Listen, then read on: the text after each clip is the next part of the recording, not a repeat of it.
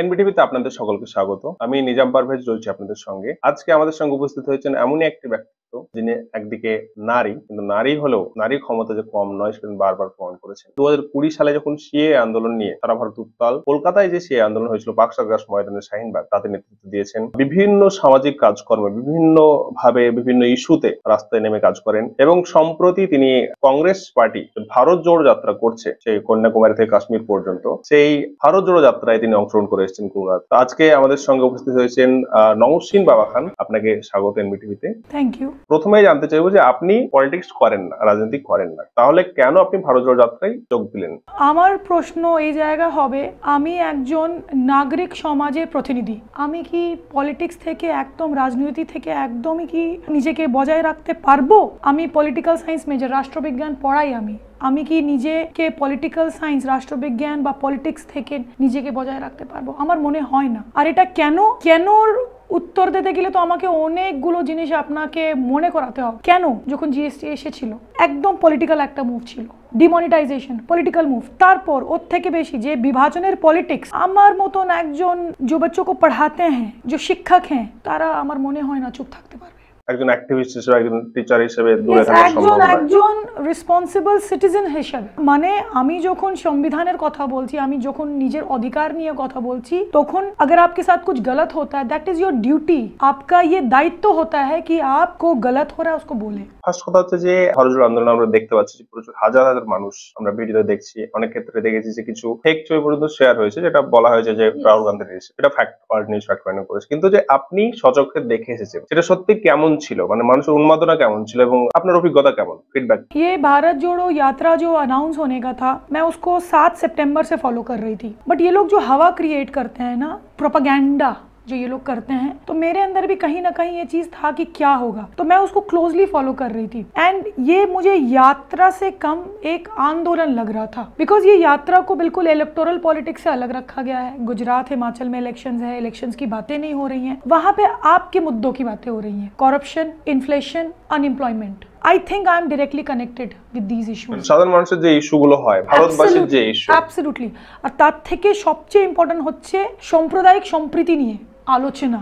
ওখানে প্র্যাকটিস হচ্ছে, শুধু আলোচনা হচ্ছে না।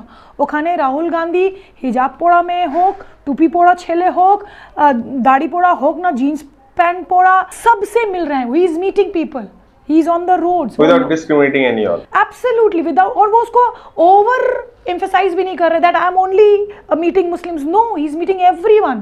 He is meeting everyone. আমরা জানি, যদি আপনি বলছেন এটা পলিটিক্যাল মোটিভেটেড নয়, কিন্তু দাবিগুলো, ডিমান্ডগুলো পলিটিক্যাল নয়, কিন্তু আমরা দেখছি যে এর নেতৃত্বে রয়েছেন রাহুল গান্ধী, যিনি কংগ্রেসের একজন বড় নেতা। তাহলে এই যে ভারত জোড়ো যাত্রা, কংগ্রেসের যে পলিটিক্স, আগামী 6-7 মাসে প্রায় 6টা রাজ্যে ইলেকশন আছে, কতটা প্রভাব ফেলবে বলে মনে হয়? देख, जब आप कोई भी आंदोलन मूवमेंट करते हैं, वो क्यों करते हैं? मेरा सवाल है, আমরা যখন যে কোনো আন্দোলন বা যে কোনো প্রতিবাদ করি, আমরা একটা চেঞ্জ, পরিবর্তনের জন্য করি। এবার পরিবর্তন प्रोग्रेसिव एंड पॉजिटिव, सकारात्मक, तो ये भी वैसे ही है। अब हमको पॉजिटिव चेंज चाहिए, तो वो कहीं ना कहीं कांग्रेस के दिमाग में, is like oldest party, national party, ये बहुत बड़ी पार्टी है, तो वो अगर कर रही है एक मूवमेंट के लिहाज से, और उसको आगे जाके इलेक्शन में क्या फायदा होता है नहीं होता, अल्टीमेटली जब तक इलेक्शन के इर्द गिर्द नहीं घूमता है, तब तक कोई बड़ा चेंज असंभव होता है आना। It is impossible. तो अगर वो कर रही है तो वो करना चाहिए उनको। अगर वो नहीं करेगी तो वो एक मतलब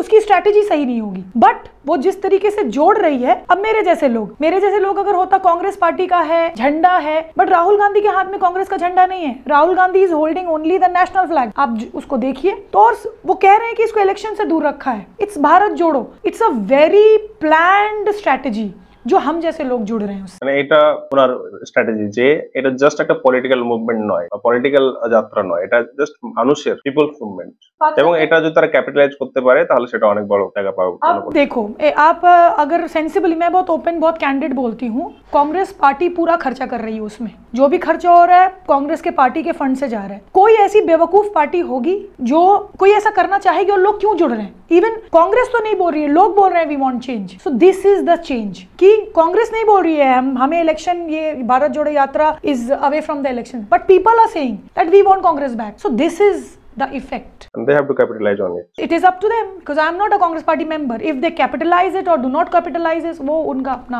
যদি আমরা পশ্চিমবঙ্গে দেখি, পশ্চিমবঙ্গে কিন্তু কংগ্রেসের অবস্থা খুবই খারাপ। একটা এমএলএ পর্যন্ত নেই, বিধানসভায় কোনো সদস্য নেই। গতকালকে তারা একটা পাক সরকারে ভারত জোড়োর একটা অঙ্গ হিসেবে একটা র্যালি করেছে। এই যে ভারত জোড়ো যাত্রার প্রভাব, সেটা কি পশ্চিমবঙ্গে কতটা পড়বে বলে আপনার মনে হয়? Yes, पश्चिम बंगाल से पहले मैं आपको और जगह का भी बताऊंगी। आपने एक सवाल मेरे से किया कि सिर्फ पश्चिम बंगाल में नहीं, पूरे भारतवर्ष में कांग्रेस कमजोर है। रीजंस ये है कि जो दूसरी पार्टियां हैं, खासकर रीजनल पार्टियां, वो भी कहीं ना कहीं कांग्रेस को कमजोर करने में अपना खेल जाती हैं, क्योंकि मालूम है कि एक ऐसी बड़ी पार्टी है जो बीजेपी को टक्कर दे सकती है। इट इज ओनली कांग्रेस, ठीक है, ये फैक्ट है। और जिस तरीके से बीजेपी हॉर्स ट्रेडिंग करती है, एमएलए और जो उनको खरीदती है, पार्टी मेंबर्स को जो खरीदती है, एंटी डिफेक्शन लॉ होने के बावजूद सबसे गलत इस्तेमाल बीजेपी उसका करती है, वो खरीदती है। तो कहीं ना कहीं ये सारा कुछ जो होता है वो कांग्रेस को कमजोर करने के लिए होता है। दूसरी पार्टी खुद कितना मजबूत होती है वो तो नहीं मालूम। अब आपने बोला पश्चिम बंगाल में, हाँ, पश्चिम बंगाल में कांग्रेस की हालत बहुत ख़राब है, बट हमने यहाँ पे भी, और इसीलिए शायद रूट पूरा स्ट्रेट है, ये पूरा बिहार, आसाम, बंगाल पूरा नहीं है, इधर का भी गुजरात तक नहीं है, बल्कि गुजरात में इलेक्शन है, हिमाचल भी नहीं है उनके रूट में, तो रूट पूरा स्ट्रेट है। अब बंगाल में इसका कितना प्रभाव पड़ेगा ये तो आने वाला वक्त बताएगा। চারিদিকেই তো আমরা যদি পশ্চিমবঙ্গে দেখি, পশ্চিমবঙ্গের সরকার টলমলো, দুর্নীতিতে, এসএসসি দুর্নীতি, এমএসসি দুর্নীতি, প্রচুর দুর্নীতিতে, কিন্তু ইভেন সিএসসিতেও দুর্নীতি একদম চাপে পড়ে গেছে, মন্ত্রী পর্যন্ত জেলে রয়েছে, কোটি কোটি টাকা উদ্ধার হয়েছে। এই একটা বিশাল বলা যায় টিএমসি সরকারের পিছনে একটা বড় আঘাত এবং বিজেপিকে অনেকেই চায় না পশ্চিমবঙ্গে, যদিও তাদের এখন দ্বিতীয় ক্ষমতা পশ্চিমবঙ্গের বিরোধী দল, তারপরেও বিজেপিকে অনেকেই চায় না। এই যে চেঞ্জ বা এই যে জায়গাটা, সেটা কংগ্রেস যদি ব্যবহার করতে না পারে। यहाँ पे एक बात मैं आपको बोलूंगी, यहाँ पे मैं बिल्कुल अनबायस्ड बोलूंगी कि जो हमने कल पाक सर्कस में मूवमेंट किया, मेरा सवाल सबसे है आप लोगों से, क्या हम ये उत्तर प्रदेश में कर पाएंगे?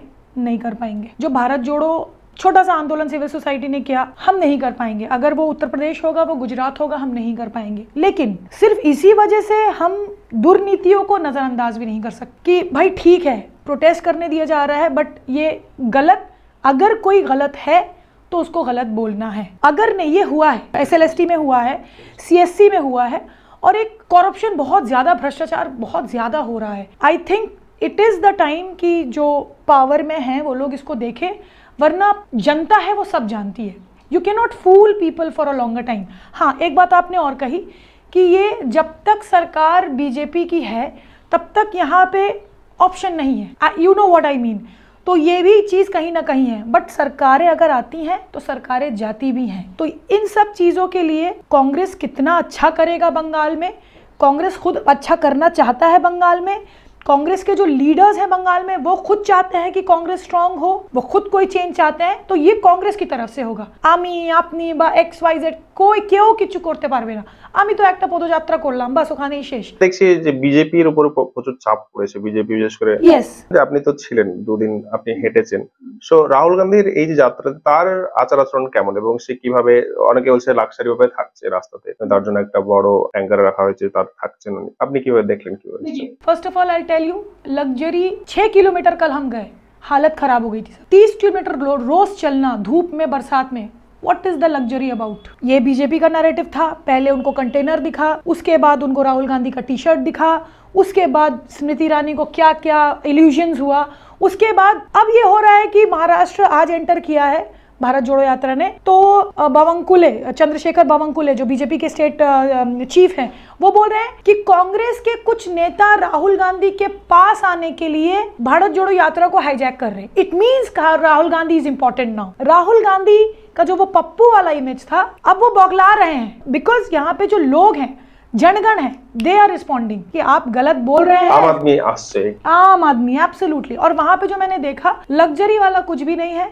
आप जो मिल रहा है आपको वो खाना है। लग्जरी तब होता है कि আপনি কি খেয়েছেন দুদিন 4 দিন ছিলেন? আমি ওখানে পোঙ্গল ছিল, পুরো সাউথ ইন্ডিয়ান, ইয়েস, উপমা ছিল, मतलब পুরোটাই একদম cultural, Upama actually tasty, yes, but that is very, आप, it is not only food, it is the culture. आप खाना खा रहे हैं, मुझे नाम नहीं मालूम, लेकिन वो लोग इतना प्यार से खिला रहे थे आपको कि मैंने हम बोलते हैं लोकल फूड खाওয়াচ্ছে তারা কোনো यस जिस स्टेट में आप जाएंगे बिकॉज उसका जो हो रहा है, उसका जो प्रदेश कमेटी है कांग्रेस की, उसको पूरी रिस्पॉन्सिबिलिटी दी जा रही है that you have to take care of fooding everything. ক্যারাভানে কতজন লোক আছে মানে লাগাতার ভাবে একটা ক্যারাভানে? আমি জানি অনেক লোক আসছে জয়েন হচ্ছে যখন যাচ্ছে তখন, কিন্তু নরমালি কতজন? नहीं, यहाँ पे जो मुझे जितना इन्फॉर्मेशन था, जब मेरी लास्ट कन्हैया कुमार से बात हुई थी उनके वहीं कैंप में, तो उन्होंने बोला था 119 भारत यात्री। भारत यात्री वो हैं जो कांग्रेस के मेंबर्स हैं, और नेशनल यात्रीज वो हैं जो भी कन्याकुमारी से कश्मीर तक चल रहे हैं लेकिन वो कांग्रेस के नहीं हैं, they are from outside the Congress. तो अभी सुनने में आ रहा है कि 130 है टोटल, तो वो शायद सबको मिलाकर होगा, तो वो 130 हैं जो वो भारत यात्री हैं, तो वो अलग कंटेनर वगैरह में रहते हैं। और जो और लोग हैं जो सिविल सोसाइटी की तरफ से हैं और जो स्टेट यात्रीज होते हैं, बिकॉज स्टेट इज़ 14-15 दिन का रहता है, तो वो लोग अलग कैंप में रहते हैं। मैं अलग उसी कैंप में रही थी, एक बड़ा सा तो कोई मैरिज हॉल बुक कर लिया, वहाँ पे आपका हुआ, तो वो ऐसे ही होता है। আমরা দেখছি যে আপনি সামাজিক আন্দোলন থেকে ধীরে ধীরে কিন্তু আপনি পলিটিক্স যে মুভমেন্ট হচ্ছে বা পলিটিক্যালি মোটিভেটেড মুভমেন্ট Yes, যেগুলো yes. তাতে জয়েন হচ্ছেন, তো এ থেকে আপনি কি পলিটিক্সে আসবেন? আমি পলিটিক্সেই আছি, আমি তো এটাই বলি। আমি ইলেকট্রাল পলিটিক্সে আপনি যাবেন? ইলেকটোরাল পলিটিক্স, ইয়েস, হ্যাঁ, আপনি প্রথম হচ্ছেন যেটা ধরেছেন।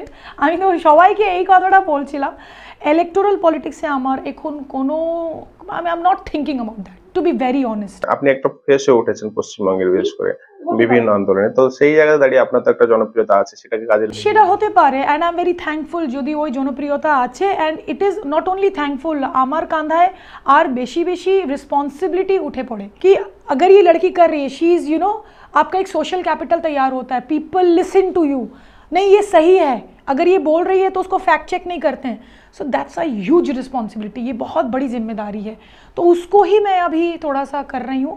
Electoral politics not right now because I have created this image बहुत मुश्किल से। लेट मी सी, लोग बोलते हैं कि क्लीन पॉलिटिक्स भी होता है, पॉलिटिक्स को क्लीन करने की भी ज़रूरत है, लेकिन मैंने देखा है कि जितने लोग इलेक्टोरल पॉलिटिक्स में आते हैं वो पॉलिटिक्स ही करते हैं। There is, I don't know clean politics क्या होता है। সবাই তো পলিটিক্সে আছে, সবাই প্রত্যেকটা মানুষ পলিটিক্সের মধ্যে যুক্ত আছে, কারণ পলিটিক্সটা সব জায়গাতেই আছে। কেউ হয়তো এটা আমাদের ধারণা, ওটা ভালো না, এটা ভালো, এটা it is like it is a matter of your perception, आप उसको कैसे देख रहे हैं, maybe that is okay, वो सही है, but I am thinking no ये सही नहीं है।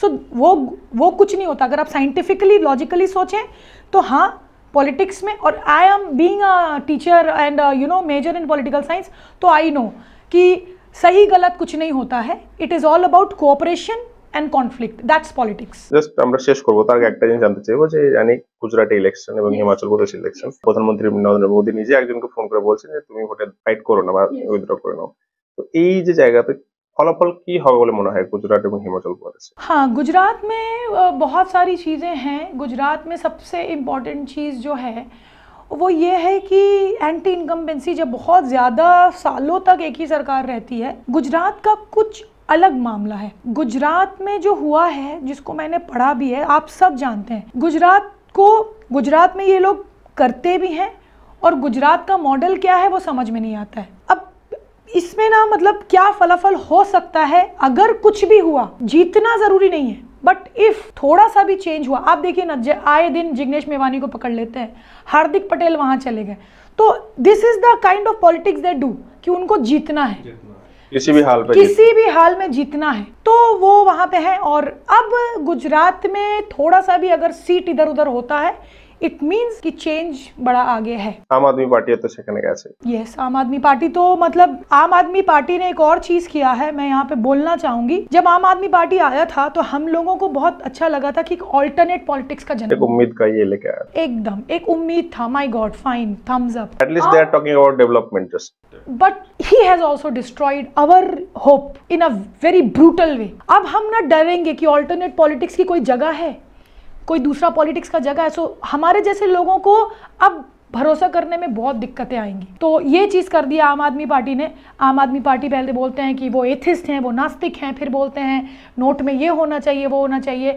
फिर एक सबसे इंपॉर्टेंट इशू जो मुझे लगता है वो बिल्किस बानो के लिए, exactly, I am coming to this, Bilkis Bano पे एक टिप्पणी नहीं कर सकते आप, when the whole world wide बोल रहा है, सब बोल रहे हैं, एटलीस्ट आप उसको बिल्किस बानो नहीं समझ रहे हैं तो एक महिला समझ के तो टिप्पणी कर दीजिए। ये डर काय का, या फिर आपकी आइडियोलॉजी क्या है? ये डर तो नहीं हो सकता क्योंकि आप ओपनली बोलते हैं। आपको डर काहे का?